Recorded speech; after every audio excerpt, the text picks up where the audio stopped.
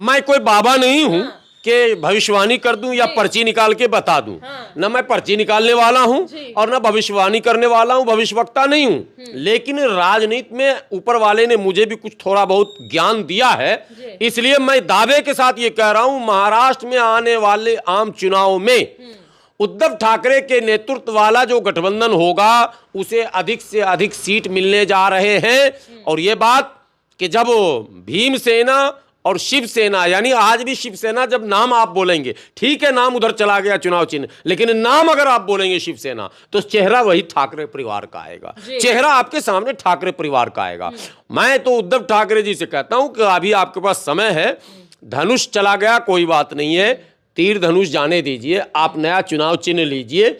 ऐसे भी तीर धनुष का अब जमाना रहा भी नहीं, अब तो आधुनिक युग में जमाना बदल चुका है। नए हथियार लीजिए और मैदान में उतरिए। नमस्कार, आप देख रहे हैं द जनता लाइव और मैं हूं आपके साथ नलिनी। बीते साल जून महीने से महाराष्ट्र की जो पॉलिटिक्स है उसमें उठापटक लगातार जारी थी। कभी शिंदे भारी थे तो कभी उद्धव सरकार भारी थी, मगर अब एक के बाद एक चोट देने के बाद इतनी बड़ी चोट उद्धव सरकार को शिंदे ने दी है कि एकनाथ शिंदे जीतते नजर आ रहे हैं। पहले तो चेयरमैन ही ले गए और सीएम बन गए महाराष्ट्र के, और उसके बाद अब उन्होंने पार्टी को भी अपने नाम करा लिया, पार्टी के चिन्ह को भी अपने नाम करा लिया है। ये एक बड़ी चोट उन्होंने उद्धव सरकार को दी है और साथ ही उनको एकदम निहत्था कर दिया। इलेक्शन कमीशन ने भी एक बढ़िया रोल इस पूरे मुद्दे में निभाया है। वो रोल कुछ इस प्रकार रहा कि उन्होंने कह दिया कि उद्धव ठाकरे जो हैं वो साबित नहीं कर पाए, इसलिए जो है पार्टी चिन्ह और पार्टी दोनों ही एकनाथ शिंदे की झोली में हम देते हैं। अब सवाल ये है कि अब देखना होगा कि क्या वाकई उद्धव सरकार अपने पैर जमा पाएगी महाराष्ट्र की राजनीति में या फिर झोला उठाकर चल देगी। आज इसी सिलसिले में हमारे साथ बातचीत करने के लिए मौलाना हाफिज गुलाम सरवर साहब मौजूद हैं। सर, सबसे पहले आपका बहुत बहुत स्वागत है हमारे चैनल में। जिस तरीके से महाराष्ट्र में पिछले एक साल या पिछले 7-8 महीने से राजनीतिक माहौल एकदम गर्म है, कभी भी कुछ भी हो जा रहा है वहाँ के गलियारों में, क्या कहना चाहेंगे? देखिए, सबसे पहले महाराष्ट्र को और राज्यों से अलग ढंग से आपको देखना है। महाराष्ट्र की धरती का इतिहास है कि बड़े बड़े आंदोलन वहाँ से उठे हैं। जी। महाराष्ट्र न केवल बाबा साहब अम्बेडकर की कर्म भूमि रही है, बल्कि महाराष्ट्र से ही ज्योतिबा फूले का भी आंदोलन जो चला है वो सफल महाराष्ट्र में हुआ है। महाराष्ट्र को अलग अलग ढंग से आप देख सकते हैं। और आज जब हम 21वीं सदी में 2023 में बोल रहे हैं तो महाराष्ट्र भारत की आर्थिक राजधानी, जाहिर सी बात है कि वहाँ जो भी सरकारें होंगी तो आर्थिक राजधानी होने के वजह से वहाँ की सरकारें और राज्यों की सरकारों से अलग होगी। ये बिल्कुल सिस्टमेटिक ढंग है, यानी इकोनॉमिकल वो मजबूत होती है। वहाँ से चंदा वगैरह, फंड वगैरह पार्टी का, चूँकि व्यापारियों का, उद्योगपतियों का वो एक हब है। अब वहाँ देश में आपने देखा कि जहाँ अम्बेडकरवाद की है, जहाँ समाजवाद की बात, जहाँ सामाजिक न्याय की बात, तो वहीं हिंदुत्व की बात भी करने वाले कई लोग सामने आए।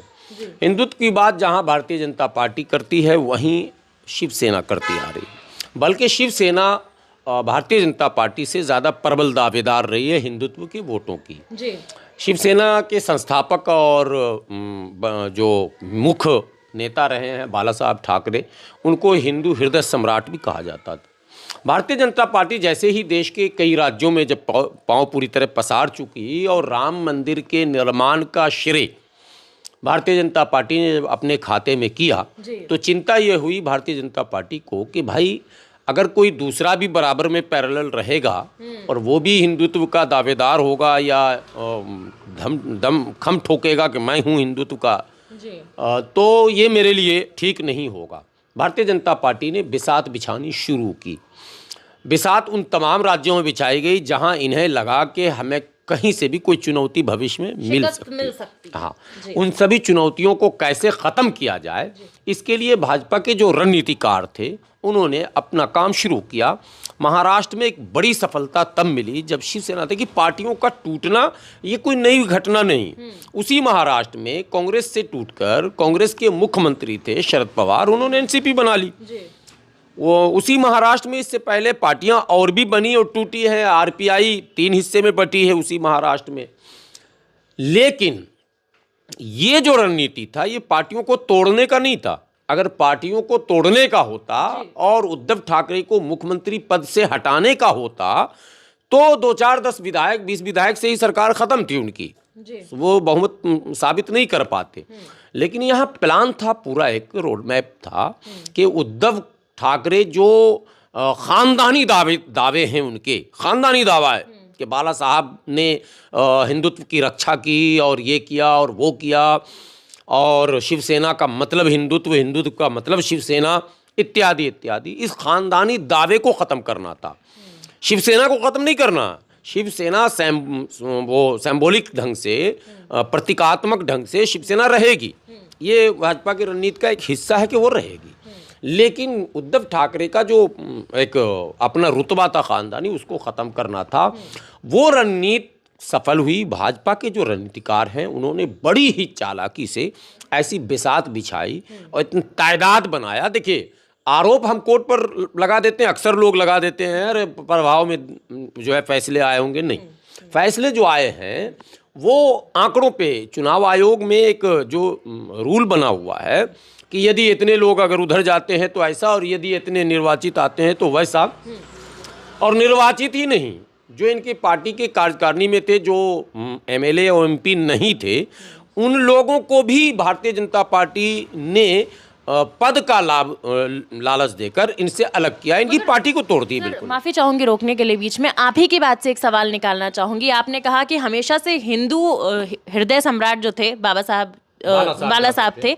बाला साहब ने एक एजेंडा चलाया था हिंदुत्व की पार्टी का, मगर जब ठाकरे साहब, उनके पुत्र जब राजनीति में उतरे तो कहीं ना कहीं वो सबको साथ लेके चलते नजर आए, चाहे वो हिंदू हो, चाहे वो मुसलमान हो, चाहे वो दलित हो। अभी हाल फिलहाल में देखिए भीमसेना और शिवसेना को उन्होंने एक करने की कोशिश की थी, गठबंधन भी किया है। हाँ, वो सही है, लेकिन भाजपा की परेशानी ये थी कि महाराष्ट्र के अंदर अगर हमें सत्ता में रहना है तो हिंदुत्व का चेहरा मुझे बनना ही पड़ेगा।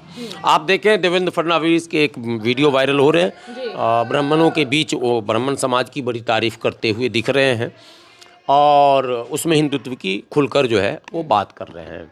उनके कई और नेता अलग अलग मोर्चों पर वाज़ाफ्ता हिंदुत्व की बात करते हुए दिख रहे हैं। तो इसमें मैं ये कह रहा हूँ कि भारतीय जनता पार्टी इसमें सफल हो गई। ऑपरेशन ठाकरे में उन्होंने ऑपरेशन ठाकरे कर दिया ये। लेकिन अब जो आने वाला असल चुनाव है, क्या वाकई महाराष्ट्र की जनता भी भाजपा के इस चाणक्य नीति पर मुहर लगा देगी, या महाराष्ट्र की जनता इस बात को भली भांति जानती है कि ठाकरे परिवार, आपने उद्धव ठाकरे के उस छवि को प्रस्तुत किया कि वो भीमसेना और शिवसेना मिलकर लड़ रहे, इससे पहले कांग्रेस और एनसीपी से गठबंधन में, एक बात प्रकाश अंबेडकर के साथ उन्होंने गठबंधन किया है। मैं एक इससे बड़ी बात आपको बताऊं, बाला साहब ठाकरे जब स्वयं माने जीवित थे, एक तरफ राम मंदिर आंदोलन में भी वो बढ़ चढ़ कर हिस्सा ले रहे थे, एक तरफ हिंदुत्व के प्रहरी के रूप में भी थे, लेकिन साथ ही साथ मुंबई के आप आम जनों से पूछेंगे, आम मुसलमानों से पूछेंगे तो मुसलमानों का बड़ा आदर और सम्मान भी करते थे। उनका एक अपना एजेंडा तक, अपने समाज को हम गोलबंद करें, शिवाजी के नाम पर, हिंदुत्व के नाम पर, जैसे भी हो, एक टोली हमारी मजबूत सी हो, लेकिन उस टोली के नाम पर किसी धर्म विशेष को परेशान करने का आरोप बाला साहब ठाकरे पर नहीं। बयान बहादुर थे, बयान देते थे, बयान तो बड़े बड़े देते थे, लेकिन कभी व्यक्तिगत रूप से शिवसेना के किसी भी बड़े पदाधिकारियों के द्वारा कोई बड़ा ऐसा मामला आज तक सामने नहीं आया जिससे ये कहा जाए कि मुस्लिम विरोधी, जैसा कि अभी कुछ संगठन हैं जिनका काम हिंदू समर्थन कम है, मुस्लिम विरोध ज्यादा है। उद्धव ठाकरे की अगर बात करें तो वो तो कभी बयान भी देते नहीं नजर आए इस प्रकार का, वो हमेशा सभी को साथ लेके चले हैं। तो ये तो उनकी महानता है। और भारत का जो हिंदुत्व है ये बागेश्वर बाबा वाला हिंदुत्व नहीं है। भारत का हिंदुत्व भी वही है जो सबको लेकर चले, जो चूंकि यहाँ के नेचर में डेमोक्रेसी है, जो यहाँ सबको लेकर नहीं चलेगा उसको किनारे कर दिया जाएगा। और इतिहास साक्षी है कि जब लेकर नहीं चले, आप ये बताइए मुगल यहाँ आकर सफल क्यों हो गए, ब्रिटिश आकर सफल क्यों हो गए? चूंकि उस समय जो नेतृत्व करता थे, जो राजा महाराजा थे, वो अलगाववाद पर विश्वास करते थे, वो समाज के सभी वर्गों को समान रूप से लेकर नहीं चलते थे, उनका अधिकार नहीं देते थे, उनको सम्मान नहीं देते थे। तो उस विदेशियों का ये हो गया, तो भारत के नेचर में है, इस नेचर को उद्धव ठाकरे ने समझा, भारत के नेचर को, और उद्धव ठाकरे ने एक बड़ी लकीर खींचने की कोशिश की कि हमारी शनाख्त, हमारी पहचान केवल ये ना हो कि हम एक संकीर्ण मानसिकता के राजनेता हैं, बल्कि हमारी शनाख्त जो हो वो एक व्यापक रूप से राजनेता के रूप में हो महाराष्ट्र में। उसमें वो सफल हुए, लेकिन इधर सफल हुए और इधर ऑपरेशन लोटस के वो शिकार भी हुए हैं। बहरहाल अभी जो असल मुद्दा है, ठीक है, चुनाव आयोग ने धनुष दे दिया, चुनाव आयोग ने चुनाव चिन्ह के साथ साथ मान्यता भी दे दी कि अब शिवसेना के मालिक शिंदे हैं। मगर चुनाव आयोग के फैसले से उद्धव ठाकरे का कहना है कि लोकतंत्र जो है अब खतरे में है सर। नहीं, लोकतंत्र का निर्णय तो लोकतंत्र के बाजार में होगा, जब चुनाव का ऐलान होगा। अभी एक उपचुनाव हुआ था अंधेरी में, मैं मुंबई शहर की बात कर रहा हूं, और उस विधानसभा में जो नोटा को वोट मिला था उससे भी कम शिंदे ग्रुप को वोट मिला था, जबकि भाजपा उसके साथ खड़ी थी। फिर भी शिंदे जी बहुत तेजी से कहते नजर आ रहे हैं कि लोकतंत्र की जीत हो गई, अब हमारे हिस्से में जीत आई, प्रजा हमें चाहती है। लोग ये नहीं, अभी प्रजा नहीं चाह रही, अभी तो भाजपा के द्वारा किए गए उस षड्यंत्र में आप सफल हुए हैं, अभी प्रजा ने मोहर नहीं लगाया। जब से यह घटना घटी है, आम चुनाव न विधानसभा के हुए हैं न लोकसभा के हुए हैं।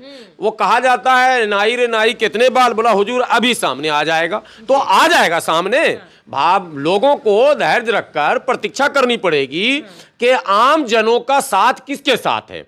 महाराष्ट्र के मतदाता क्या उद्धव ठाकरे को पसंद करते हैं या महाराष्ट्र के मतदाता शिंदे और भाजपा को पसंद करते हैं? तो अभी जो उपचुनाव हुआ, इस टूट फूट के बाद नई सरकार में शिंदे के मुख्यमंत्री रहते हुए जो उपचुनाव हुआ उसमें तो शिंदे साफ हो गए, भाजपा साफ हो गई।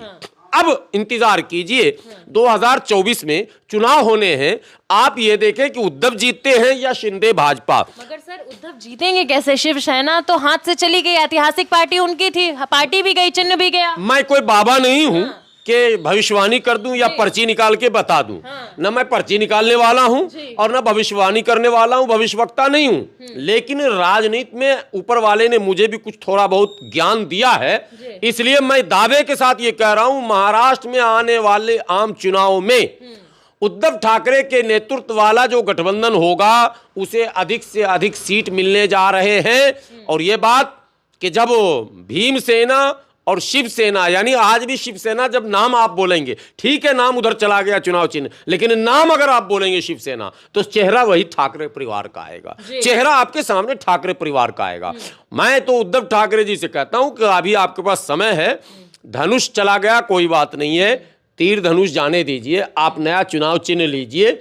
ऐसे भी तीर धनुष का अब जमाना रहा भी नहीं, अब तो आधुनिक युग में जमाना बदल चुका है। नए हथियार लीजिए और मैदान में उतरिए। तो सफल भी कहते तो नजर आए हैं सर, देखिए उनका बयान मैं आपको पढ़ के सुनाती हूँ। उन्होंने कहा है कि चोरी से लिया गया चिन्ह और नाम, कुछ लोगों को इससे गर्व हो रहा होगा, मगर चोर तो चोर ही होता है। उन्होंने भी तंज कस डाला है। तो मैं कह तो रहा हूँ उद्धव जी से, मैं यही तो कह रहा हूँ कि अब आधुनिक हथियारों का इस्तेमाल कीजिए और आप भी रणनीति बनाइए। अब तो बात खुल गई कि भाजपा ने आपके परिवार को, परिवार के वर्चस्व को, परिवार के नाम को मिटाने के लिए षड्यंत्र रचा था, क्योंकि भाजपा ने इतना कुछ ड्रामा किया, लेकिन उस परिवार के राज ठाकरे भी है ना भाई, जो नॉन मराठियंस को मारते पीटते नजर आते हैं, कम से कम राज ठाकरे को ही मंत्री बना देते, वैसा भी नहीं हुआ। उस परिवार से भाजपा कहीं ना कहीं चिढ़ती है, ये तो साबित हुआ है।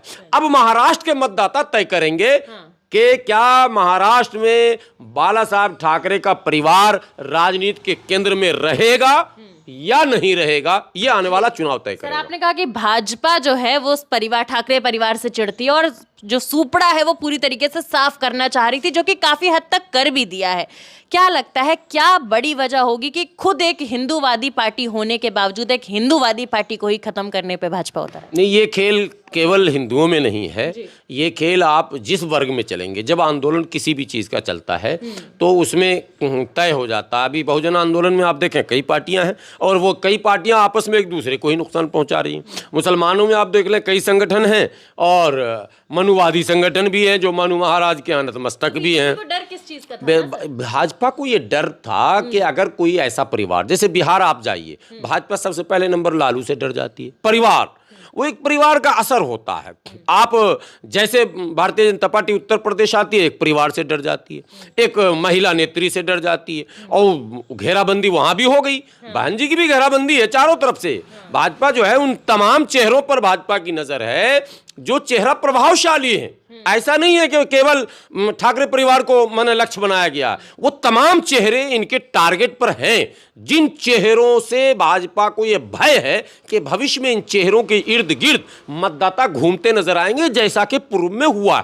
बहन जी के साथ भी वो मामला है, अखिलेश परिवार के साथ भी वो मामला है, तेजस्वी परिवार के साथ है, ममता के साथ है, इत्यादि इत्यादि अलग अलग। आप देख लो, एक बड़ा उदाहरण आपको दे रहा हूं, पंजाब में बादल परिवार था, भाजपा ने उसको साथ में लेकर पटक दिया। आज बादल परिवार कहीं नजर नहीं आ रहा। बादल परिवार एक इतना बड़ा परिवार था कि बादल परिवार के बगैर पंजाब की राजनीति की दिशा और दशा तय नहीं होती थी। ऐसा ही तो सर बॉम्बे में भी होता था ना कि ठाकरे परिवार के बिना मर्जी के राजनीति का कोई पत्ता भी नहीं हिल सकता, नहीं हिलता था। तो आज राजनीति ही हिल मैं यही कह रहा हूं ना कि यहाँ पंजाब में भी राजनीति हिल गई, कुछ है ही नहीं, बादल परिवार का कोई रोल ही नहीं रहा अब। और वही स्थिति महाराष्ट्र में हो गई, परिवार का रोल नहीं रहा। आपको पता है साउथ में भी ये कर रहे हैं काम। साउथ में स्टालिन है, करुणानिधि परिवार, ठीक है। जयललिता परिवार का भी मैं बता दूं लोगों को कि जयललिता एक प्रभावशाली नेत्री थी और उनका अपना वर्चस्व था, और शशिकला और दुनिया जहान होते होते पहले छवि बिगाड़ने की कोशिश की गई, बिगड़ी नहीं। चुनाव में वर्चस्व और झंडा जब गड़ता रहा तो जयललिता की पार्टी को उनके जाने के बाद 3 हिस्सों में बांट दिया गया। एक हिस्सा भारतीय जनता पार्टी के सहयोगी भी है, आपके व्यूवर्स के ज्ञान के लिए मैं दूं, वो भाजपा के साथ है। अब टारगेट पर करुणानिधि परिवार है, स्टालिन है टारगेट पर, बहन करुणा मुझी जो क्या नाम है, जो जेल भी बेचारी गई थी, सांसद है, करुणानिधि की पुत्री। तो ये लोग कर रहे हैं खेल हर जगह कि कैसे किस परिवार को, जिसका प्रभाव है हर राज्य में। देखिए यहाँ लोकतंत्र में, डेमोक्रेसी में भी कहीं ना कहीं परिवारवाद है, उस परिवार का वर्चस्व रहता है। जैसे वरुण और राहुल को मतलब 2 हिस्से में बांटा, अरे वरुण को शरण तो भाजपा ने ही दिया ना, अगर भाजपा शरण न देती तो वो परिवार भी एकत्र होता, वरुण के अंदर भी नेतृत्व क्षमता था, वो भी राहुल के साथ बहुत कुछ कर सकता था कांग्रेस के लिए।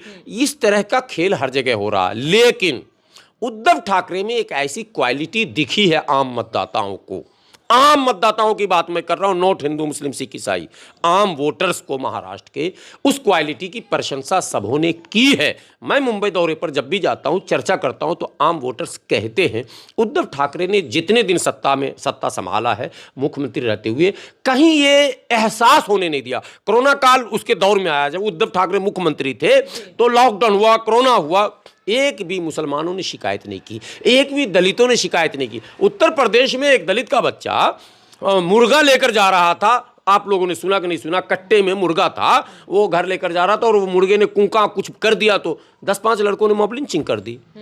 ये घटना, कई घटनाएं घट गई उत्तर प्रदेश में, मस्जिदों में हमले हो गए, नमाजियों पर हमले हो गए, पुलिस भी पीटती थी, पब्लिक भी पीट देती थी, कोरोना के समय की बात कर रहा हूं। लेकिन महाराष्ट्र में पत्ता नहीं हिल पाया। तो उद्धव ठाकरे के इस नेतृत्व को लोग वैसे याद करते हैं जैसे 7 से 12 बहन जी का जो शासनकाल था, बड़े बड़े को लगाम लगा दिया गया था, वो सेम इस तरह की घटना है। तो अब मतदाताओं में जो परसेप्शन बना है, जो राय बनी है, उस राय को भाजपा बदल पाती है नहीं बदल पाती है, असल मुद्दा ये होगा। चलिए, बहुत बहुत शुक्रिया सर आपका हमारे साथ बातचीत करने के लिए। सवाल वही है कि पार्टी छिन गई, नाम छिन गया, लेकिन कदम अभी भी राजनीति में गड़े हुए हैं। उद्धव सरकार का ये दावा है कि हम बहुमत से जीतेंगे और वापस सरकार बनाएंगे, क्योंकि उन्होंने कहा कि हम प्रजातंत्र पे भरोसा करते हैं और हम प्रजा के दिल में रहते हैं। तो अब देखना होगा कि उनका अगला कदम क्या होगा और किस तरीके से वो अपनी राजनीति को आगे बढ़ाएंगे। फिलहाल के लिए बस इतना ही।